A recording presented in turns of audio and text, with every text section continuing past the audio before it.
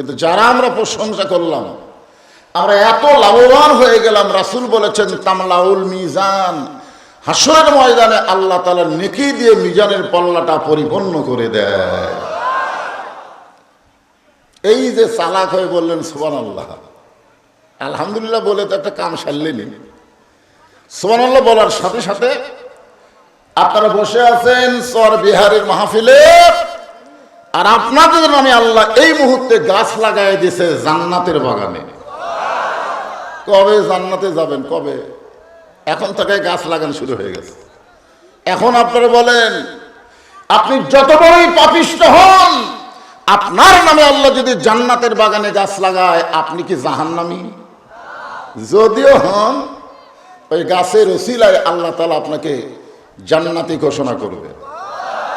অনেকেই ভাবতেছেন হুজুর কালা সুবহানাল্লাহ বললে যদি এত লাভ হয় খামাখা, অনেকের চিন্তা হচ্ছে এরকম। আল্লাহ রাসূল বলেছেন তিনটা তসবিহ। কয়টা? তিনটা তসবিহ যাদের জবান থেকে অনায়াসে বের হয়ে যায়, সে যত বড়ই পাপী হোক না কেন মৃত্যুর সময় ঈমানের সাথে মৃত্যুবরণ করবে। আর এই তিনটা তসবিহ যারা মুখ থেকে প্রকাশ করতে পারে না, ও যত বড়ই নেককার হোক না কেন মরার সময় বেঈমান হয়ে মারা যাবে। কয়টা?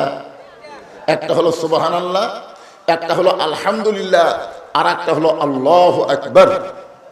বাংলাদেশে দেখবেন এই দুই তসবিহ সবাই পড়তে পারে, সুবহানাল্লাহ আলহামদুলিল্লাহ, সুবহানাল্লাহ আলহামদুলিল্লাহ। আল্লাহু আকবার বলতে গিয়ে অনেকের কলিজার মধ্যে একটু বাজে।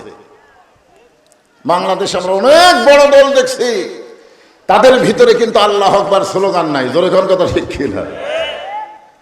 হ্যাঁ, কারণ আল্লাহু আকবার স্লোগান দিলে আল্লাহ খুশি হয়, শয়তান বেজার হয়। সুবহানাল্লাহ আলহামদুলিল্লাহ যদি তাসবিহ আদায় করেন, আল্লাহ খুশি হবে, কিন্তু শয়তান বেজার হবে না। আপনি সুবহানাল্লাহ বলেন, শয়তান আপনার কাছে বসে থাকবে। যেই বলবেন আল্লাহু আকবার, যদি জোরে বলেন, আল্লাহ রাসূল বলেন এত জোরে দৌড় দেয় শয়তান, ওর পিছন থেকে বাতাস বের হয়ে যায়। পিছনের বাতাস তো ভালো বাতাস না খারাপ বাতাস?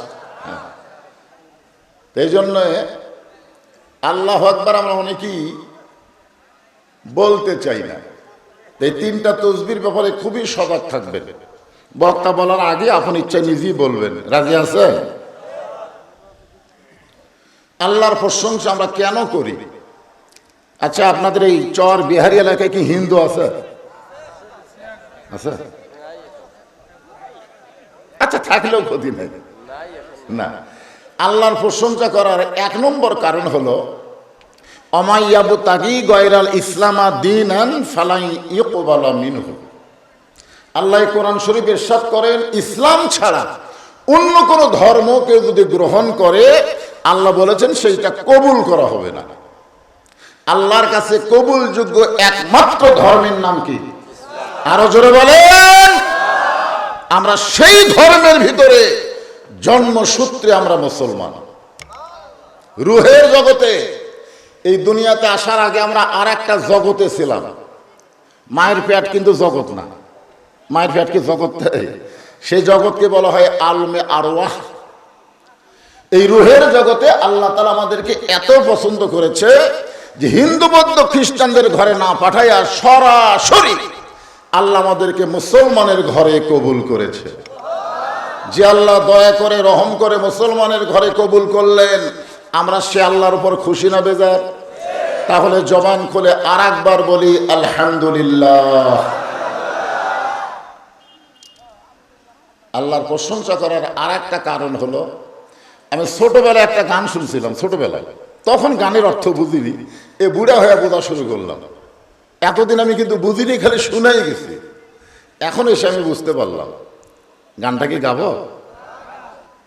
আসেন আমার মুক্তার, আসেন আমার বারিস্টার, শেষ বিচারের হাই।